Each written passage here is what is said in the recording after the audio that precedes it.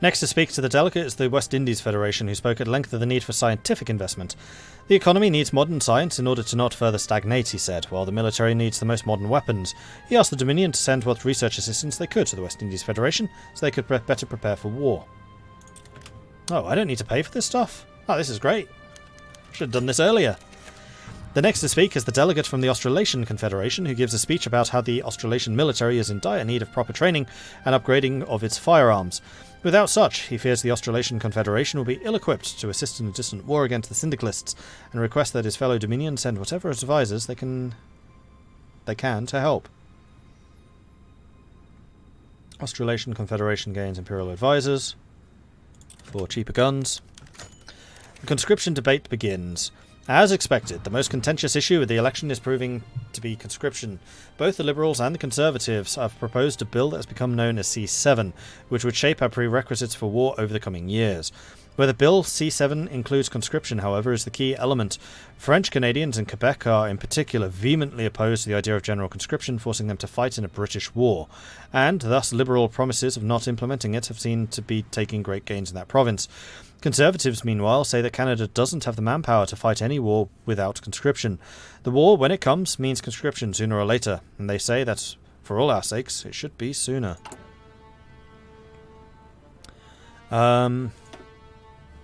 Here's the thing, I do not remember what this does.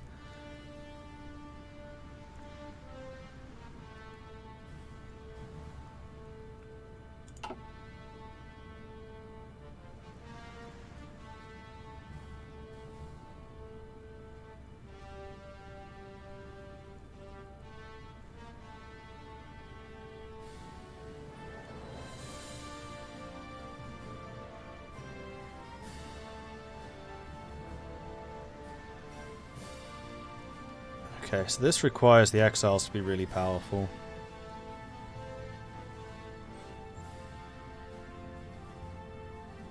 Empower the Anglophones.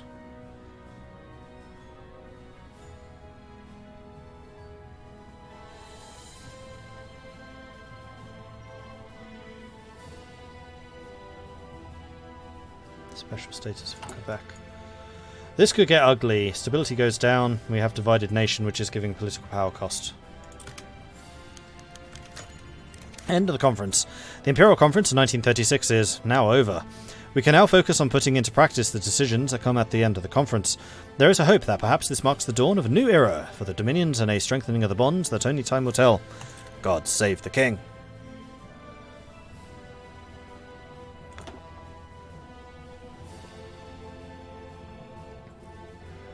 Ah, yes. So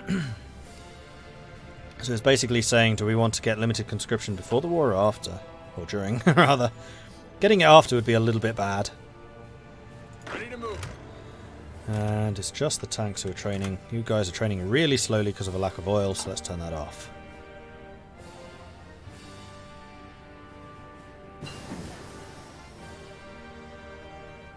Alright, construction 1. Done. So now we can get the hydrophone. Sorry, the depth charge thrower. Which we'll research quickly. And then we can start upgrading our destroyers. Ready for that combat. Although, Navy experience. Right, we... I think I'd need to start buying some oil from America.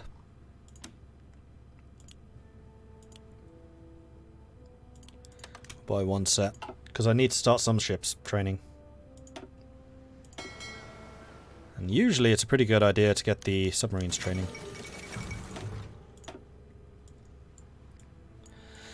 Gilbert K. Chesterton dies. British writer Gilbert Keith Chesterton died today in exile in Ottawa at the age of 62. A prolific author whose most known novel is certainly The Man Who Was Thursday. He was a devout Roman Catholic and a Christian apologist, two reasons that forced him to leave England to avoid prosecution after the Syndicalist Revolution. The Prince of Paradox has died. Manuel Carles assumes full control of Argentina.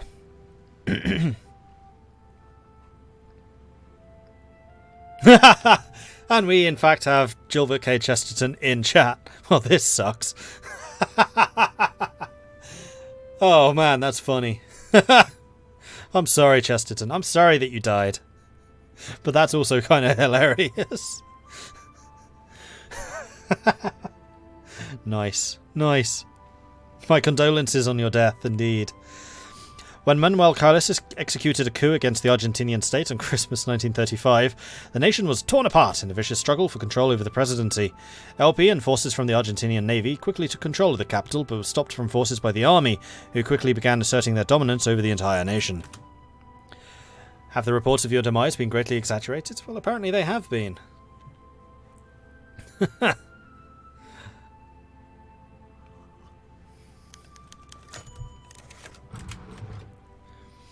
Demonstration at the King's Speech. A campaign stopped by Mackenzie King in Toronto was marred today when it was met by a large demonstration organised by the Orange Order of Canada. The order, which celebrates Canadian ties with the British Empire and has been campaigning strenuously for greater action against the Union of Britain, has declared the Liberal no-conscription position as an outrage that threatens the very survival of the Empire. The raucous chanting and shouting prevented King from continuing the speech, and altercations between the Liberal supporters and the Orange Order almost ended up in a riot before the police finally came in to intervene. They shouldn't have been there. We lose some stability but market Liberals gain power, or they were unfairly provoked. We lose stability but we gain social conservatism.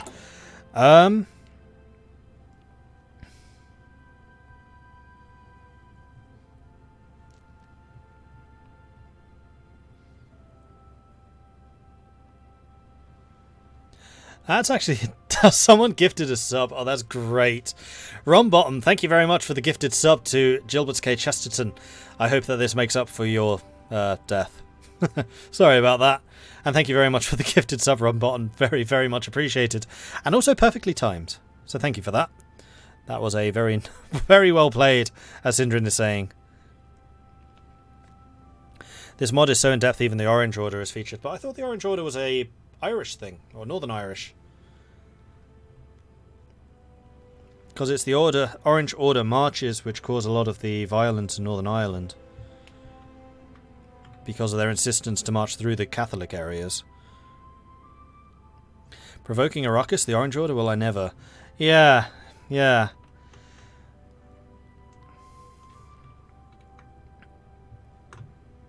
are a lot of things I could say on that subject, and I really, really shouldn't.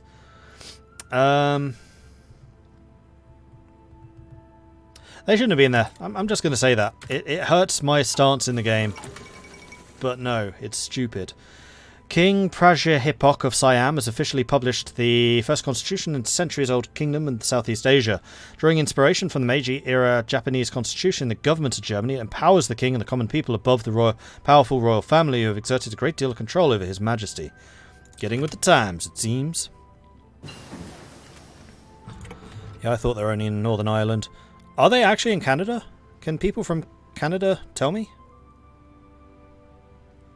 It was bigger in Canada. Orange Order exists throughout the British Commonwealth. Really? Orange Order started in Northern Ireland but spread more widely because of its a British Empire pro-Protestant anti-Catholic thing. Huh. I did not know that.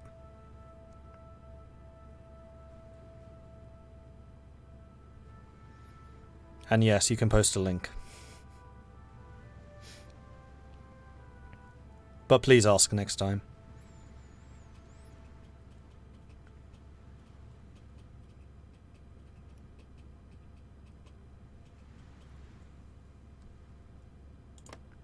Can't help you because of our school system. American here.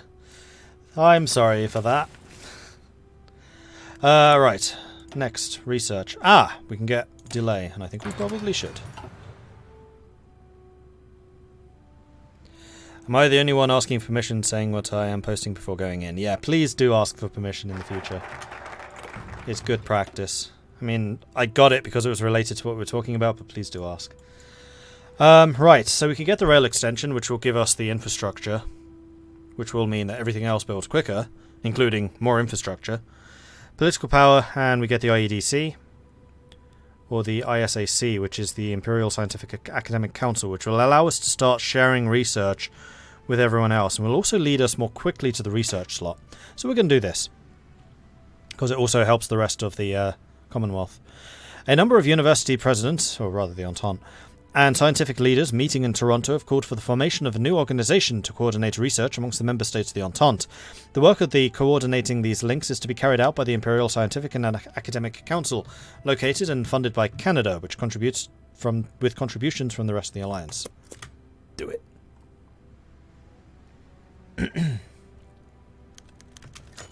Although, does that actually lead to the removal of this? Requires all of the following, so yes. The White Sun over China. It's been more than 2 months since the League of Eight Provinces ceased to exist and war broke out on the shores of the Yangtze River. With chaos reigning in eastern China, reliable news has been harder to obtain than ever before. Despite the censorship implemented by the warlords and the Qing government, a young journalist made his way with cleverness and courage through the war-torn land to the former League of the South, to the mountains of the Fujian area of the Kuomintang. Edgar Snow, who came to Shanghai in 1928 from the US, works for an English newspaper in the city. His bravery to cross the front lines and open sympathy to the cause of the KMT has opened his way to interview the leadership of the uprising. Today, his hastily printed book, The White Sun over China, hit the stores and found great interest with the Western readership. Besides the talks with his interview partners, he paints a vivid picture of life in the KMT-controlled parts of China, different from the warlord rule and not without strife. His stories, while clearly picking a side, still invoke sympathy for the KMT struggle all over the world, especially in the leftist circles. Quite the adventure. They are still alive. Billy!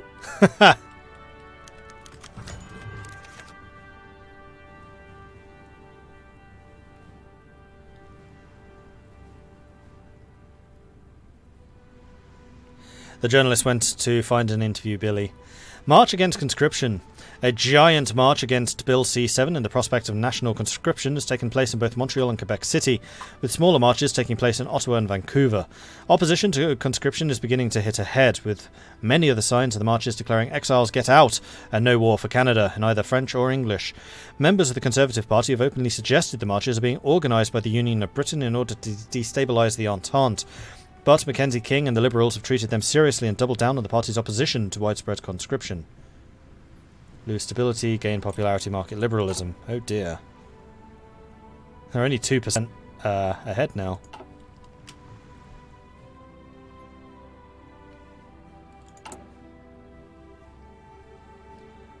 And we're now in July.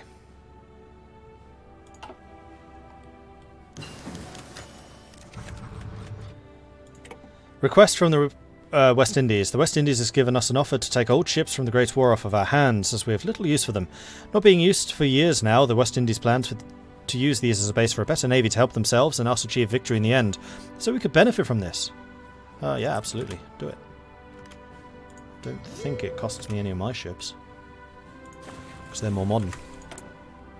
Although only slightly. Alright, new research. We've got all of these. We're going to get radio for free. We're already working on the hydrophone. We have the 100% bonus, so I think we're going to get the construction speed. Oh, it was an industry bonus. It's not construction. Damn it! That's a difference from vanilla. Industry means any of this. You know what? We probably could do with fuel refining. Let's grab that.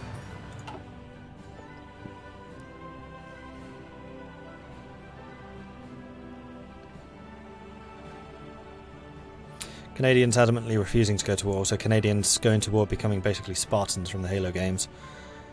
Well, it just means that they don't necessarily like fighting, but when they do, you don't want to screw with them. I get that.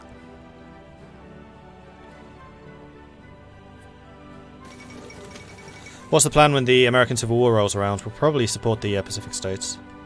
Or the United States if they're still quite strong. Partito Socialista Italiano wins the election. The 5th Congress of the Socialist Republic of Italy has ended with the Partito Socialista Italiano, led by Giacomo Mattioli, achieving a majority of the seats in government. Their victory marks change towards a more moderate socialist syndicalism within the Republic.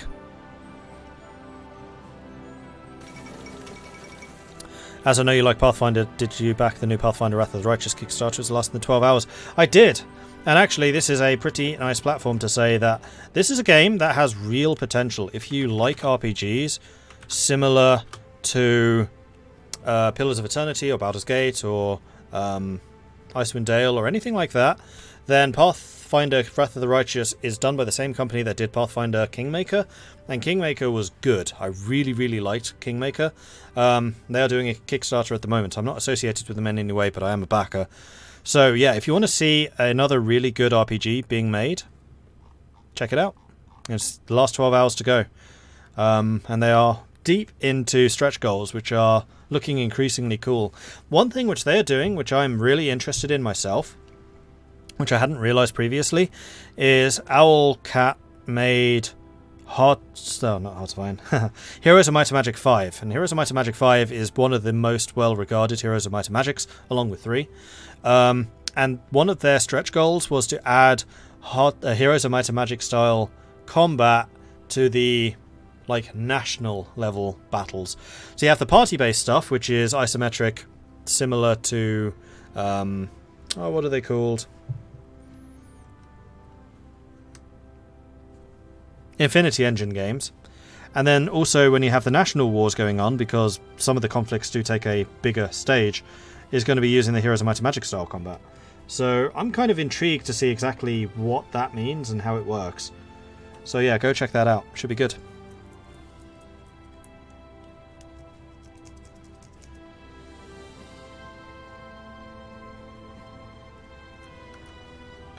Also, I just noticed that I've got a sunflower seed sitting on my keyboard that I'm currently using a pencil to try and get rid of. I don't want it going under one of my keys, that'd be kind of annoying. Alright, got it. Yeah. Of all the random things, playing with sunflower seeds.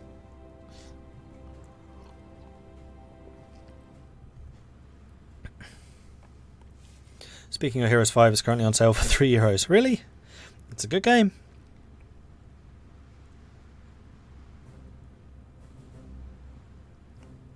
If it's based on Pathfinder Wrath of the Righteous pen and paper campaign, I can tell you the game will involve fighting against legions of hell. It is. It is very much based on that, in the same way that Kingmaker was based on Kingmaker. Also that Pathfinder Wrath of the Righteous has mounted combat for a first in this type of RPG. Oh, does it? Oh, interesting. That's one thing which I'm thinking about introducing to my own D&D campaign. Because we're about to start on... what's it called?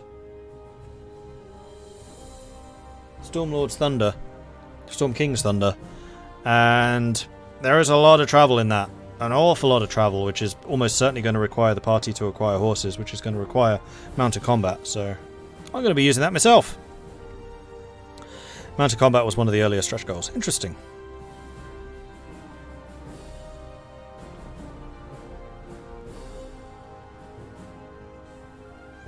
Love playing 5th edition D&D. Yeah, me too. I do like 5th edition. I've got an interesting game going on. Yeah, very interesting. I just finished playing Storm King's Thunder earlier this year. It's a very good campaign. It looks it. Like, I'm a little bit daunted. I'm the kind of DM who... I really like making custom content, but I'm also come to the acceptance I just don't have time for it. And I've been doing Fandelver, Mines of Fandelver at the moment, and we're basically going to transition from that to Storm King's Thunder. I haven't actually told the party that this is going to happen, so if any of them are watching, shush. And Storm King's Thunder is a lot less linear and a lot less hold your hand, here's exactly what's going to happen, than Storm King's Thunder. So hopefully it works out quite well, because I just don't have time to do a lot of prep. Should make your party have the ability to get strange mounts like wyverns and the like. Oh, considering some of the stuff that this party has done? Yeah, I'm kind of expecting that. In fact, if you are someone who has not played Mines of Fandelver and you are planning to do so, fingers in ears. Spoilers. When I do this, then spoilers are over. Okay, so there is a green dragon in Mines of Fandelver, which is supposed to be like one of the mini-bosses that the party fights. The party have started working for him. And then they told him exactly what their quest was and what they intended to do. So we now have a green dragon who is now trying to take over Fandalin in order to secure control of the mines. Yeah, working for a green dragon. It's a fantastic plan. But it's actually going to make a really, really good introduction to Storm King's Thunder, because Storm King's Thunder is the fight between the dragons and the giants. So them working for one of the dragons is going to be an interesting introduction to that conflict. And it's going to add a really interesting way of introducing that conflict as well. So yeah. But I was astonished. Like, working for the dragon in the first place, I was like, yeah, okay, I can kind of get why you're doing this. But then telling him exactly what their quest was and basically saying, yeah, there's a town over there with, like, no guards. You should probably go and check it out. Ah, parties, players, crikey. Alright, spoilers over. For those of you who are tuned out, you can listen again. Poland elects a new king. For almost 2 decades, the Polish throne has remained empty after the end of the Weltkrieg. A regency council was convened to elect the new Polish king. However, constant interference and ineptitude has prevented the council from selecting a king for all of these years. But now, after many weeks of intense debate inside the chambers of the Polish Regency Council, the decision was finally made to elect a new monarch. Also, the mayor of Fundalin, he's absolutely Boris Johnson. Yeah, I mean, he talks a bit like this, and he doesn't really like making any firm commitments in one way or another. So the incoming new overlord of Fundalin might actually be an improvement.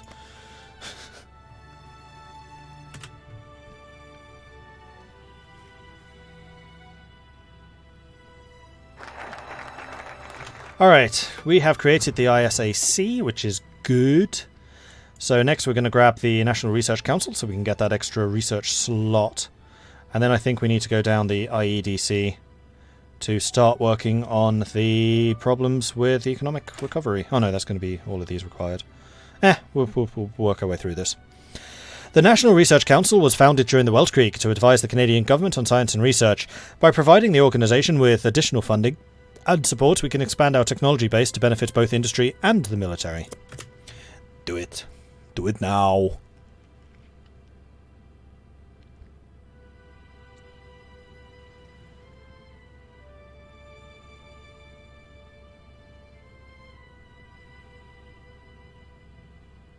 In my game, I'm player, not DM. The Major was a sleazeball who not so subtly hit on the Barbarian. German East Asia declared war on Indo-Chinese Union. Oh dear. German interests in the Far East are getting absolutely hammered. First of all, they lose the League of Eight Provinces, and now they're dealing with the Civil War. Oh, Bennett! After the Weltkrieg, Germany seized French Indochina, but stability wasn't restored until Germany crushed the South China revolutionaries in 1926. Now, Indochinese nationalists and leftists under a coalition government called the Viet Minh have risen up against the colonial regime. After quoting the French Declaration of the Rights of Man, the American Declaration of Independence, Nguyen An Ninh, the head of the Viet Minh, condemned the brutal German oppression of the free people and affirmed the Indochinese nation's right to independence. How did you do this? Because every time I've played as you, I've avoided that. You went fiscal austerity. I guess you just didn't do it quickly enough.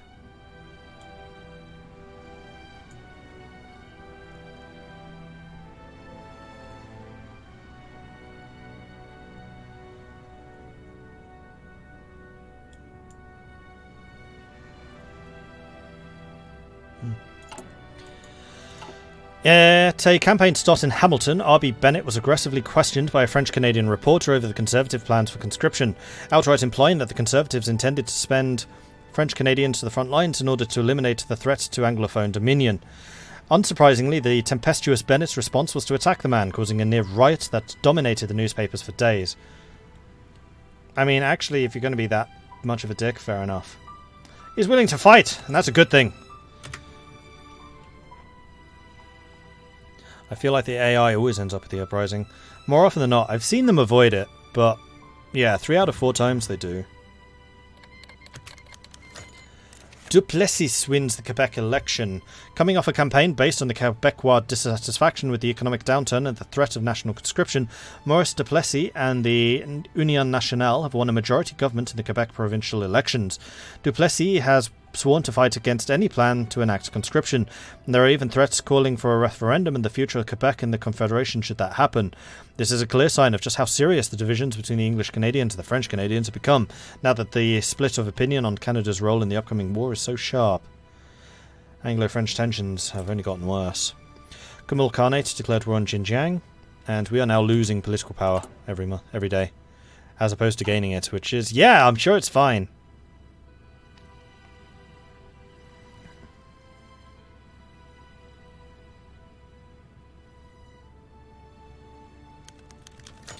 I live in Montana and the guy running for governor did assault a reporter. Our deputy prime minister punched a reporter once. That was back in the Tony Blair years. Like, if the reporters are being a bit too outrageous and a bit too in your face, fine. Bit silly for a public servant to do it, especially when, you know, it's a reporter being filmed and everything. The main competition for the Liberals amongst those who opposed conscription appears to have been the Nationalist Party of Canada, led by Henri Herbert Stevens. Or Herbert, probably. The Nationalist Party's platform began as a Republican and anti-monarchist, but has evolved into a stance which would see Canada pulled out of the Entente entirely. Stevens is expected to win in his British Columbia riding, but so far has been unable to gain traction in Quebec, where the party could do more than eat the Liberal domination there. National populism increases. Well, the Tories are still winning, so that's the big thing for us.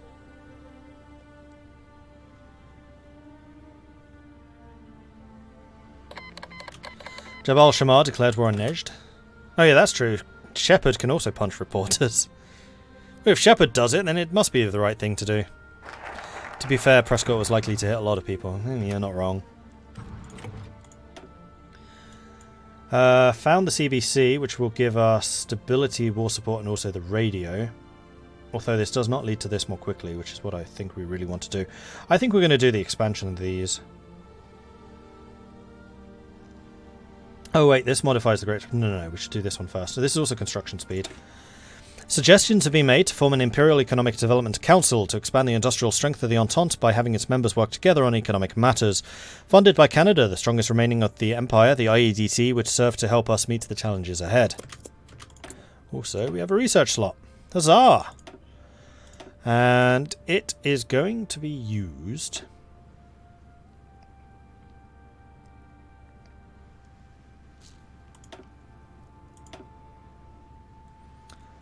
to get the Matilda, so that we're ready to get the A15 Ram early.